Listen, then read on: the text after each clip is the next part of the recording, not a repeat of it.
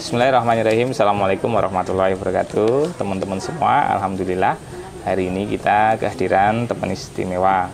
Pertama, karena teman kita ini Allah karuniakan keistimewaan semenjak lahir. Dan yang kedua, teman kita ini memiliki profesi yang istimewa. Apa itu? Nanti kita akan berkenalan langsung dengan yang bersangkutan. Assalamualaikum Mbak Dika. Waalaikumsalam. Apa kabar nih? Alhamdulillah luar biasa baik. Silahkan Mbak Dika untuk menyapa teman-teman di rumah. Assalamualaikum teman-teman. Bagaimana kabarnya? Semoga kita selalu diberikan kebaikan, kesehatan sama Allah sehingga kita dapat beraktivitas seperti biasanya. Oke, amin amin. Saya itu sering ketemu loh sama Mbak Dika ya, kan kita sering ada kegiatan bersama. Tapi saya itu lupa loh, nama lengkap Mbak Dika itu siapa? Perkenalkan, nama saya Aditya Arini Jayanti, panggilannya boleh Aditya atau Dika. Kenapa dari Aditya kok jadi Dika? Saya juga kurang paham itu, tapi karena ini, Dika itu artinya anak yang diberikan kelebihan. Jadi ibu memang dari dulu begitu melihat kondisi saya itu langsung iya Dika anakku gitu. Oh gitu. Jadi tapi nama lengkapnya memang Aditya Arini Jayanti. Jadi antara nama panggilan dengan nama lengkapnya sedikit beda ya. Ada nama lengkapnya Aditya, sementara panggilannya adalah Dika. Jadi teman-teman, Mbak Dika ini semenjak lahir ini Allah karuniakan keistimewaan. Apa keistimewaannya itu Mbak Dika? Ya, alhamdulillah saya diberikan keistimewaan sama Allah itu lebih ke suara. Jadi memang di sini saya mempunyai suara yang bisa dibilang tidak sempurna ya, tapi itu menurut saya merupakan kesempurnaan sendiri dari saya dan dari ibu saya. Kalau dalam bahasa medisnya namanya apa? Ovula palatina. Ovula palatina. Palatina. Ya, ovula palatina. Atau bisa dibilang juga langit-langit suara. Itu karena di dalam rongga mulut ya, tidak ada apa itu namanya? Ya, kayak sentilan itu. Iya, ini yang menyebabkan kemudian saluran pernafasan dengan bicara menggabung menjadi satu ya, bergabung jadi satu. Jadi teman-teman. Tapi Mbak Dika ini hebat teman-teman. Jadi nanti akan saya ceritakan lah, teman-teman nanti akan akan mengetahui sendiri nanti dengan wawancara ini. Untuk itu maka terus simak wawancara saya dengan Mbak Dika. Mbak Dika sejak usia berapa menyadari bahwa Mbak Dika itu berbeda? Untuk masalah saya menyadari perbedaan yang saya miliki itu sejak lahir, sejak usia dini. Ketika saya makan sesuatu apapun itu, baik itu nasi, baik itu mie, itu makanan itu bisa keluar dengan sendirinya melalui hidung. Nah, disitulah saya terus menyadari kok saya seperti ini ibu. Terus saya juga menyadari ketika saya mengucapkan suatu kalimat, saya merasa kok saya sengau, terus kayak celat seperti itu. Nah, terus disitulah saya menanyakan pada ibu dan ibu menjelaskan dengan bahasa ibu. Seperti itu, Bapak. Waktu itu respon kakak gimana, respon ibu atau ayah? Alhamdulillah semuanya baik-baik saja. Alhamdulillah bisa menerima, tidak terus seperti ini ya. Memang awalnya sedikit kenapa gitu, tapi lama-lama dokter menjelaskan, akhirnya ibu sama bapak memahaminya, dan kakak pun juga Mbak Galuh itu juga alhamdulillah menerima saya apa adanya. Seperti itu. Jadi penting ya teman-teman, ternyata menjadi orang tua, menjadi anggota keluarga ketika kita mendapati saudara-saudara kita atau anak kita istimewa. Ya memang tugas keluarga itu menerima gitu. Karena dengan menerima itu maka nanti si anak akan tumbuh dengan penuh kepercayaan diri. Seperti Mbak Dika ini orang paling percaya diri nih. Ya, kenapa saya sering ketemu sama Mbak Dika ya salah satunya karena kepercayaan dirian Mbak Dika ini. Terus kalau teman-teman TK mungkin atau teman-teman SD tahu nggak keistimewaan Mbak Dika ini? Tahu. Tahu. Suka kalau dalam bahasa Jawa moyoi atau ngelokke enggak? Iya, itu sering sekali Bapak. Jadi ketika saya sekolah ya teman-teman, saya sering menangis pulang sekolah. Karena apa? Memang pas saya sekolah itu ketika saya bermain, terus tidak langsung teman-teman mengajak saya, suaranya kok celat, kok bindeng, aku engoh, nah kayak gitu. Terus saya pulang terus saya cerita kalau anak kecil kan memang cerita sama ibu tadi saya dipuliin sama teman-teman seperti ini gitu. Terus minder enggak? Kalau minder itu manusiawi Pak, memang iya minder memang iya, tapi alhamdulillah ini peran ibu saya, alhamdulillah sekali lagi di sini ibu memberikan penguatan sama saya, memberikan motivasi sama saya setiap malam Pak, hampir setiap malam menjelang tidur saya diminta ibu mengambil cermin, terus saya diminta tiduran sama ibu, boboan berdua, terus saya diminta untuk bercermin sambil berkata, ayo kita sebutkan nama saya Dika. Nah saya berbicara sambil bercermin, itu motivasi ibu. Jadi anak kita harus minder, inilah kamu kita Masya Allah. Jadi teman-teman dan Mbak Dika sebenarnya harusnya, kalau saya Mbak Dika itu bersyukur dengan kondisi saat ini. Akhirnya Mbak Dika bisa menyadari betapa sayangnya ibu sama Mbak Dika. Kenapa? Karena banyak di luar sana anak-anak itu yang tidak menyadari bahwa sebenarnya orang tua itu sangat sayang kepada mereka. Ini pelajaran yang sangat berharga sekali. Mbak Dika ini S1 nggih? S1 kependidikan? Pendidikan biologi. Pendidikan biologi. Jadi harusnya jadi guru SMA ya? Ajar biologi. SMP. SMA atau SMP biologi. Universitas? Ahmad Dahlan Yogyakarta. Ahmad Dahlan Yogyakarta. Ya. Sekarang profesinya? Sebagai guru PAUD. Nah, itu teman-teman. Jadi keistimewaan yang kedua dari Mbak Dika memilih profesi yang istimewa, yaitu pendidik PAUD. Itu sejak tahun berapa? Saya masuk sejak tahun 2012 bulan Januari. Berarti sudah 8 tahun, nggih? Iya, sekitar 8 tahun, Bapak. Kenapa Mbak Dika milih jadi pendidik PAUD? Nah, padahal kan sarjananya biologi loh, bisa aja jadi guru SMA atau SMP, tapi ini kok malah memilih di PAUD. Terima kasih Bapak.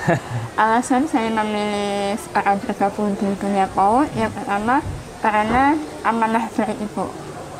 Amanah dari ibu. Ibu dulu pernah ngomong sama saya, intinya saya harus tetap di PAUD dan boleh keluar. Yang pertama, ibu tidak memperbolehkan saya keluar karena finansial. Yang kedua, ibu tidak memperbolehkan saya keluar dari PAUD itu karena masalah. Biasanya Pak kalau di PAUD kan masalahnya banyak, administrasi, anak-anak, seperti apa. Nah, pada saat itu ibu membolehkan saya keluar dari PAUD ketika saya sudah mendapatkan pekerjaan yang lebih baik dari PAUD. Dalam artian lebih baik dari PAUD sesuai dengan profesi yang saya kemarin pelajari kuliah. Saya kan mengambil S1 pendidikan biologi. Nah, ketika saya sudah terima di pendidikan biologi, ya saya insya Allah kan menentukan itu. Dan yang terakhir, saya nyaman dengan anak-anak seperti itu, Bapak. Oh, jadi begini teman-teman. Kalau bisa ada formasi pegawai negeri, terutama guru SMP dan SMA, judulnya guru IPA, Mbak Dika ini mau daftar ini. Begitu Mbak Dika? Ya, kan bentuk usaha dari itu kan gitu. Bapak. Wah, ini saya jadi orang paling bersedih nih teman-teman. Ya, maksudnya kan berusaha dulu sesuai dengan apa yang kita kuliah kemarin, pelajari selama kuliah 4 tahun, seperti itu. Tapi tidak ada kemungkinan ketika saya juga sudah menjadi guru biologi, ibaratkan ya nanti misalkan suatu saat nanti saya menjadi guru biologi, saya juga tidak akan melepas PAUD dengan semudah itu gitu Bapak. Mungkin saya akan terjun menjadi pengelolanya atau menjadi administrasinya seperti itu.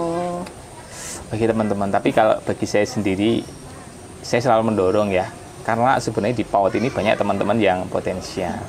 Jadi mereka secara kualifikasi pendidikan memenuhi, tetapi karena dari segi pendapatan, dari segi penghargaan di PAUD ini belum setara, maka wajar jika kemudian teman-teman memutuskan untuk beralih profesi. Tetapi saya pikir ini manusiawi dan itu adalah hak dari mereka. Jadi Mbak Dika, kira-kira kenapa sih pendidik PAUD ini tidak banyak jadi pilihan orang-orang? Menurut Mbak Dika sendiri apa? Kalau menurut saya kan menurut gambaran Ya, secara pribadi, pendapat pribadi, kenapa profesi pendidik PAUD itu kok tidak menarik, itu kenapa? Kalau menurut pribadi saya, pertama dan utama itu karena masing-masing pribadi kurang memiliki kesabaran. Kesabaran dalam menghadapi anak-anak ketika belajar dan bermain, Bapak. Seperti itu. Terus yang kedua mungkin kalau saya melihat gambaran dari teman-teman juga, dari satu profesi juga, itu lebih finansial yang mungkin belum mendukung dengan ekonomi di keluarganya. Sedangkan keluarga memang butuh ekonomi seperti itu. Sedangkan di PAUD di PAUD memang belum ada apa-apanya. Tapi pesan saya, gini Bapak, kalau kita sudah terjun di PAUD, jangan pernah kita berniat untuk mencari finansial. Tapi kita terjun di PAUD karena kita ingin mencari ilmu, kita ingin beribadah, seperti itu. Ya, jadi teman-teman jangan pikirkan finansial kok jadi pendidik PAUD. Biar yang mikir finansial adalah pemerintah. Nah ini PR juga nih, nanti yang jadi pemerintahan enak-enakan saja. Oh, pendidik PAUD-nya udah ikhlas, rasa dipikiri bayaran. Ini yo kleru, jenengan diminta tanggung jawab loh nanti. Oke, jadi teman-teman semua, saya sama Mbak Dika itu hampir setiap tahun ketemu. Ketemunya di mana? Itu di LKT, Lomba Karya Tulis Ilmiah. Ini kalau ada istilah apa ya, mahasiswa abadi. Nah, kalau Mbak Dika ini peserta LKT abadi. Jadi hampir setiap tahun selalu ada Mbak Dika. Iya, selalu ikut terus. Pernah dapat juara? Pernah. Pernah dapat juara satu? Belum, tapi yang tahun 2013 juara 3 tingkat provinsi. Juara 3 tingkat provinsi. Selama yang di PAUD belum ya, kuliah sudah lewat level. Terus pernah juga juara 2 tingkat kabupaten, terus juara 3 tingkat kabupaten juga tahun berikutnya. Pertanyaan saya, apa yang Mbak Dika membuat semangat, terutama karya tulis ilmiah ya? Karena banyak teman-teman kita itu kalau sudah ketemu yang namanya karya tulis ilmiah itu udah langsung pusing udah pusing duluan, belum lagi baca buku referensinya yang tebel-tebel. Apa motivasi Mbak Dika?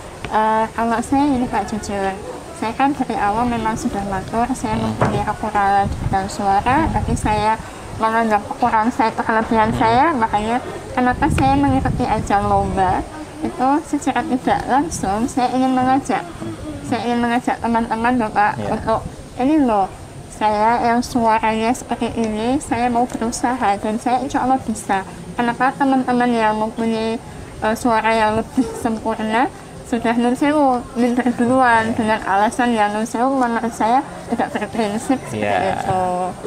Nih teman-teman nih, kalau diminta LKT nggak maju sampai disuruh-suruh harus dengar ini pernyataan dari Mbak Dika ya.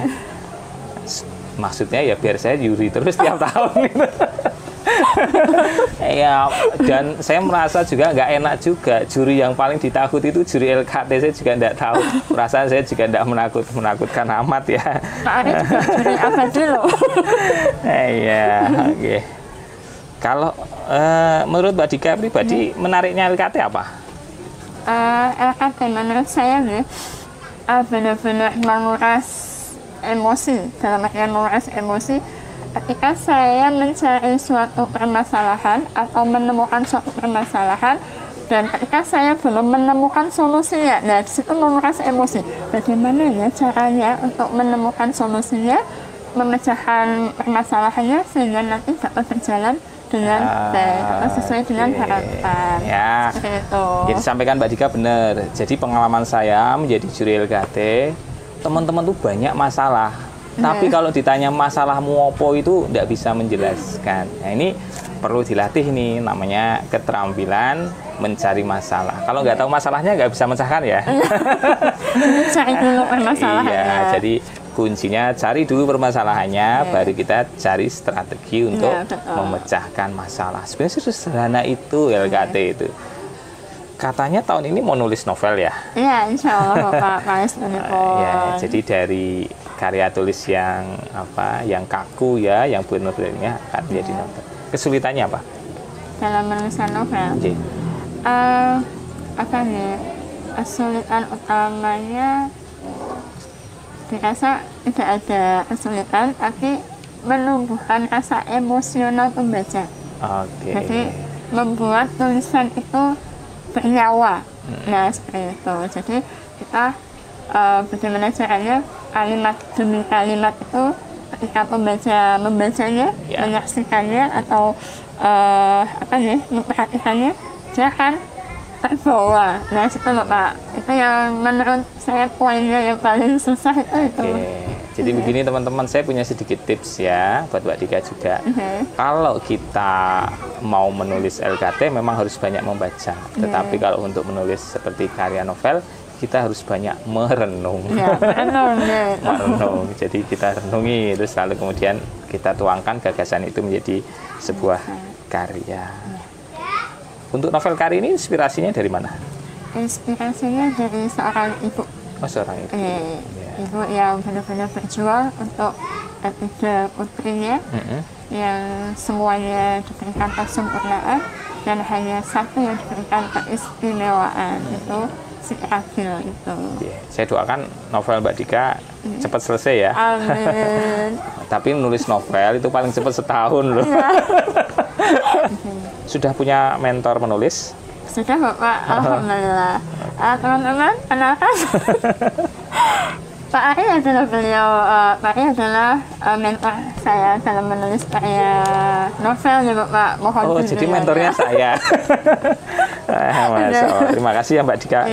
Kok dipercayakan sama saya itu gimana toh ceritanya? Kemarin saya gini teman-teman. Jadi waktu diklat kurikulum 13 di Sendang Sari Bapak. Oh, Sendang Sari ya. Sendang Sari. Itu saya kebetulan menjadi pesertanya, terus narasumbernya Pak Ari. Nah, saya kebetulan dikasih bukunya Pak Ari yang berjudul Aku Ingin Jadi Guru ya Pak. Nah itu, ayah aku ingin jadi guru. Kenapa Mbak Dika dikasih waktu itu? Karena saya bisa menjawab pertanyaan Pak Ari. Jadi teman-teman kalau ikut diklat jawab, jangan cuma diem, nanti dapat hadiah. Ada yang dapat wafer juga ada. Jadi teman-teman di rumah, seseorang bisa menulis itu didasari dua hal. Yang pertama karena pengetahuan, yang kedua karena pengalaman. Jadi sebenarnya orang yang punya pengalaman dan orang yang punya pengetahuan bisa menulis. Hanya tinggal dia mau atau tidak. Apalagi teman-teman di rumah nih, pengalaman hidupnya pasti sangat luar biasa. Sekarang kita bicara tentang PAUD Mbak Dika. Menurut Mbak Dika, animo masyarakat kita terhadap PAUD itu bagaimana? Ini kalau saya melihat secara sepintas itu ada yang sudah sadar dengan adanya PAUD, terbantu dengan adanya PAUD, ada juga yang masih sedikit menyepelekan, menganggap sebelah mata. Dalam artian di PAUD cuma diajarkan tepuk-tepuk sama nyanyi-nyanyi. Aku nggak bisa ngajarin Oma. Nah, tapi kan kalau di PAUD dengan adanya tepuk-tepuk itu kan sudah melatih anak dalam hal motorik ini ya Pak, motorik kasar ya Pak. Terus bagaimana kita harus bersikap nih untuk ketika kita ketemu dengan orang-orang yang seperti ini, sikap kita tuh? Kita memberikan wawasan Pak kepada wali-wali atau masyarakat yang belum memahami arti pentingnya PAUD. Kita memberikan gambaran seperti ini loh. Jika nanti anak-anak dimasukkan PAUD dengan tidak dimasukkan PAUD, itu akan terlihat perbedaannya. dan sewu ini terlihat perbedaannya ketika dalam segi kemandirian. Nah, kemandirian terus rasa percaya diri. Jadi tidak semua anak-anak dapat tumbuh rasa kemandiriannya dari rumah, tapi perlu kita juga di PAUD. Itu kan kita ya sebagai pelaku pendidikan. Tapi konkretnya ketika kita ingin menyadarkan masyarakat yang mereka bukan pelaku pendidikan, mereka orang-orang yang awam, itu bagaimana? Oh nih, tapi kita mungkin bisa diadakan dengan parenting, Pak? Ya, itu dia. Maka teman-teman di rumah ya aktif ya. Teman-teman bisa melakukan parenting di satuan-satuan PAUD. Meskipun ya, apakah parenting itu harus dengan orang tua? Tidak. Bisa saja dengan pengasuh, bisa juga dengan nenek gitu. Jadi intinya adalah siapa yang terlibat pengasuhan dengan anak-anak selama di rumah. Mbak Dika ada pesan-pesan mungkin buat teman-teman pendidik PAUD yang ada di rumah? Bukan pesan ya, tapi mengajak aja nih. Boleh, silakan. Teman-teman, terima kasih waktunya Pak Ari. Di sini yang perlu saya sampaikan pada teman-teman, yang pertama, syukuri apa yang telah Allah berikan pada kita. Ketika kita mempunyai kekurangan, jangan pernah jadikan kekurangan kita itu sebagai titik lemah kita untuk tidak mau beraktivitas ataupun menghasilkan suatu karya. Tapi jadikanlah kekurangan kita itu sebagai kelebihan kita sendiri untuk dapat berprestasi dan menjalankan hidup yang lebih baik. Terus yang kedua, jangan pernah kita malu dengan profesi guru, karena guru PAUD adalah guru yang menentukan langkah awal setelah dari keluarga, seperti itu. Terima kasih. Sukses terus. Amin. Untuk berkarya. Terima kasih silaturahminya. Semoga Allah lapangkan rezeki. Amin. Dan nanti novel Mbak Dika segera terbit dan bisa dinikmati oleh semua teman-teman yang ada di rumah. Jadi begitu tadi obrolan singkat saya bersama tamu istimewa Mbak Aditya dari kelompok bermain Surya Gemilang Sogan Wates Kulon Progo. Sampai ketemu lagi, semoga bisa diambil hikmahnya. Assalamualaikum warahmatullahi wabarakatuh.